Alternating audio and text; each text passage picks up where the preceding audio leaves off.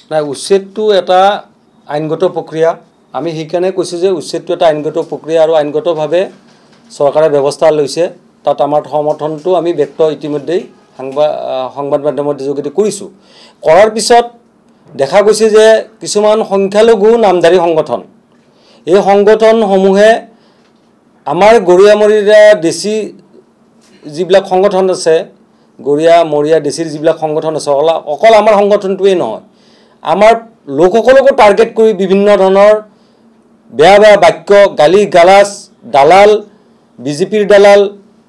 ইত্যাদি ইত্যাদি বিভিন্ন ধৰণৰ আনকি আমাৰ ফেচবুকবিলাকত মা দেউতাক ধৰি পেলাইও গালি পাৰা দেখা গৈছে গতিকে এনে ধৰণৰ কাৰ্যত আমি কেতিয়া ভয় নাখাওঁ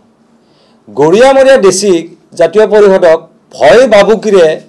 কোনো আমাক লৰাব নোৱাৰে আমি কাৰো ৰঙা চকু ভয় ভাবুকি সেই চৰকাৰী পক্ষই হওক বা কোনো সংখ্যালঘু সংগঠনে হওক কেতিয়াও ভয় নকৰোঁ আমি ইয়াৰে খিলঞ্জীয়া ভূমিপুত্ৰ আজি আমি সদায় সেই শৰাইঘাটৰ যুদ্ধৰ পৰা আমি জাতীয়বাদৰ পক্ষত আছিলোঁ অসমীয়া খিলঞ্জীয়াৰ পক্ষত আছোঁ অসমীয়া জাতিটোৰ পক্ষত আছোঁ আজিও আমি বিভিন্ন জাতীয় সংগঠনৰ লগত আলোচনা কৰিছোঁ সৌদুখন ছাত্ৰ সন্থাকে ধৰি জাতীয়বাদী যুৱ ছাত্ৰ পৰিষদ আদি কৰি বিভিন্ন অসমৰ জাতীয় সংগঠন অসমৰ টাই আহোম মৰাণ মিচিং সকলো জনজাতীয় সংগঠনৰ লগত আমি একেলগে আছোঁ আৰু সদায় আমি খিলঞ্জীয়াৰ পক্ষত আছোঁ আৰু সদায় থাকিম আমাৰ শক্তি হ'ল আমাৰ খিলঞ্জীয়া ঐক্যবদ্ধ এইখন খিলঞ্জীয়া অখিলঞ্জীয়াৰ যুদ্ধ ইয়াত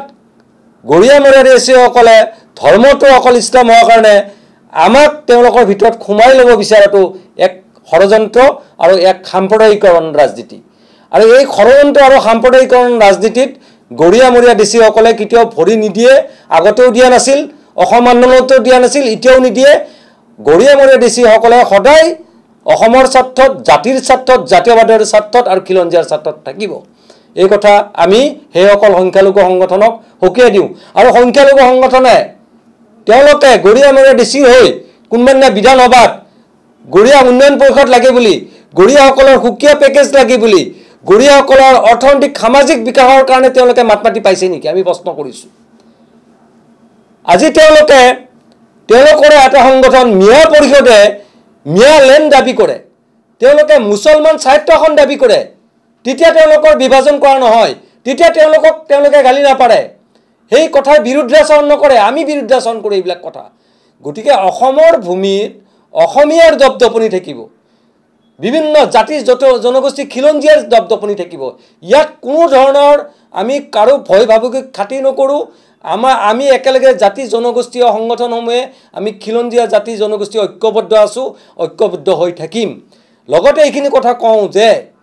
আমাৰ ধৰ্মটো একে হোৱাৰ কাৰণে দুই ধৰণৰ সাম্প্ৰদায়িক শক্তি এই সংখ্যালঘু নামধাৰী শক্তিটোৱে আৰু আনপিনে যি এটা সাম্প্ৰদায়িক শক্তি কিছুমানে গৰিয়ামৰীয়া দেশীসকলকো এই বাংলাদেশী মূলৰ মুছলমানৰ লগত নামবিলাক একেকৰণে ধৰ্মটো একেকৰণে একীকৰণ কৰি সন্দেহযুক্ত বুলি কৈ কিছুমান জাগাত টাৰ্গেট কৰিছে সেই কথাখিনি আমি চৰকাৰক দৃষ্টি আকৰ্ষণ কৰাৰ কাৰণে কৈছোঁ চৰকাৰে সেইবিলাক কামত দৃষ্টি ৰাখিব লাগে যাতে খিলঞ্জীয়াৰ মাজত বিভাজন নানে সেই শক্তিয়ে যাতে সাম্প্ৰদায়িক শক্তিসমূহে সংখ্যালঘু নামত এই সাম্প্ৰদায়িক শক্তিসমূহে তেওঁলোকে শক্তি বৃদ্ধি নাপায় সেইকাৰণে চৰকাৰক পুলিচ প্ৰশাসনক আৰু জাতীয় সংগঠনক আমি দৃষ্টি ৰখাৰ কাৰণে আহ্বান জনাইছোঁ যাতে খিলঞ্জীয়াৰ নামত চৰকাৰে হওক বা ৰাজনৈতিক দলে হওক বা কোনো সাম্প্ৰদায়িক শক্তিয়ে যাতে বিভাজন নকৰে আমাৰ ধৰ্মটো ইছলাম হোৱাৰ কাৰণে আমাৰ নামবোৰ একে হোৱাৰ কাৰণে সেইসকলৰ লগত আমাক যাতে কোনো ধৰণৰ হাৰাশাস্তি নকৰে আমাৰ মৰ্যাদা যাতে হানি নহয় আমি এটা স্বাভিমানী গৰিয়ামৰীয়া আমাৰ হ'ব পাৰে অৰ্থনৈতিকভাৱে আমি দুৰ্বল আমাৰ স্বাভিমান আছে আৰু আমাৰ মানুহবিলাকে সদায় স্বাভিমানী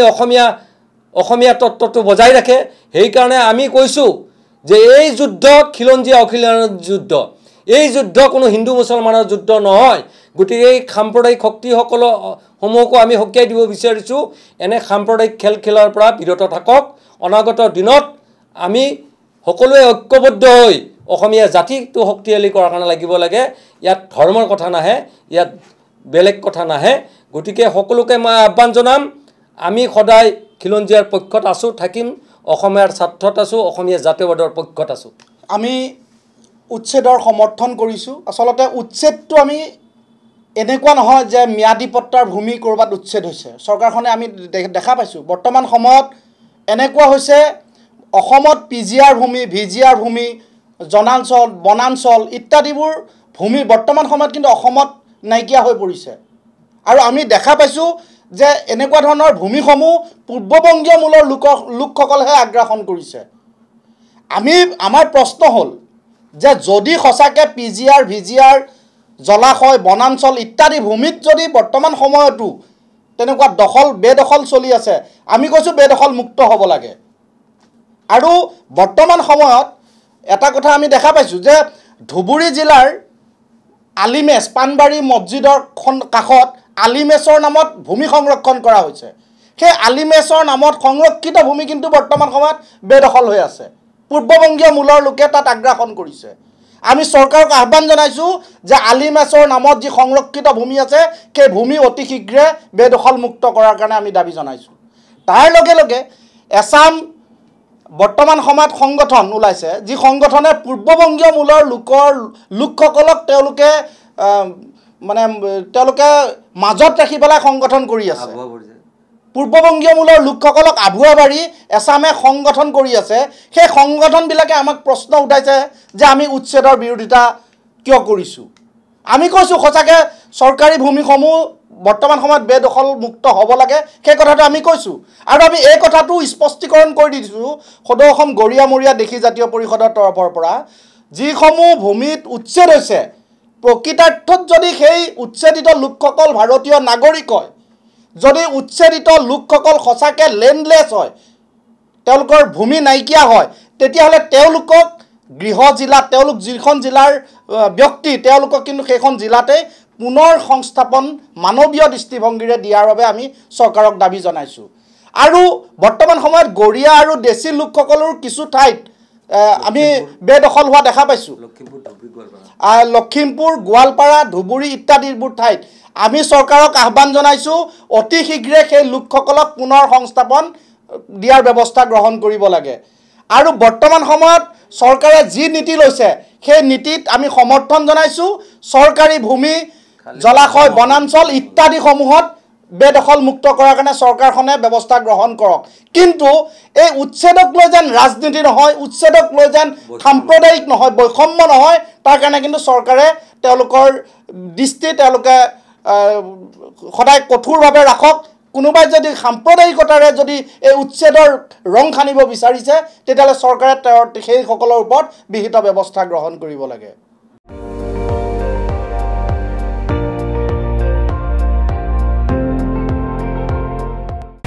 আপুনি চাই আছে ND24 সৰ্বশ্ৰেষ্ঠ নহয় সৰ্বোত্তমৰ দৌৰ